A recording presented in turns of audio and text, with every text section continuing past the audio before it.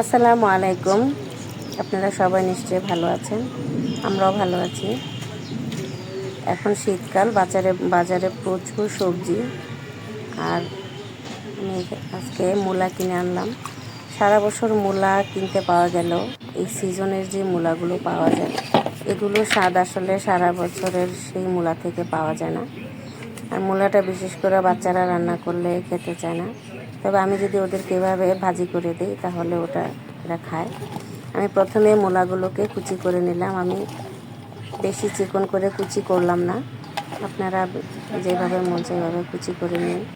তারপর এর মধ্যেই আমি ধুয়ে পরিষ্কার করে সামান্য লবণ দিয়ে মেখে রেখে দেব কিছুক্ষণের জন্য।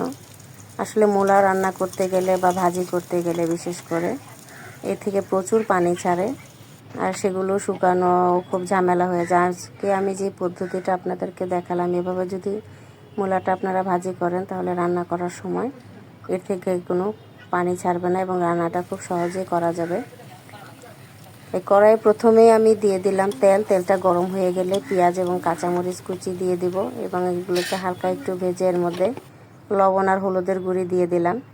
তারপরে যেই লবণ পানি দিয়ে ভিজিয়ে রেখেছিলাম মূলাটা, সেখান থেকে দেখতে পেয়েছিলেন অনেকখানি পানি ছাড়ছিল।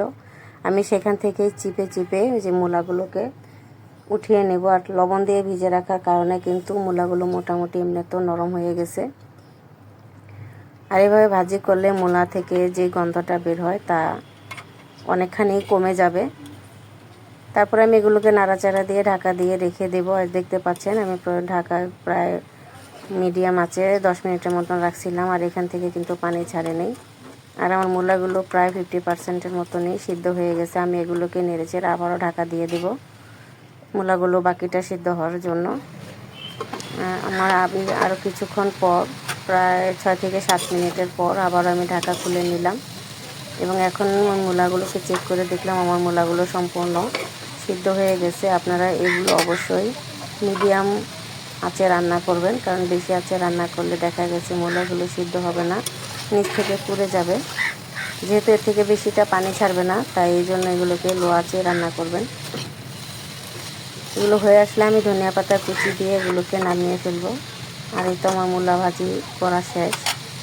এভাবে আমি ভাজি করে দিলে আমার বাচ্চারা এই ভাজিটা অবশ্য পছন্দ করে। ধন্যবাদ সবাইকে।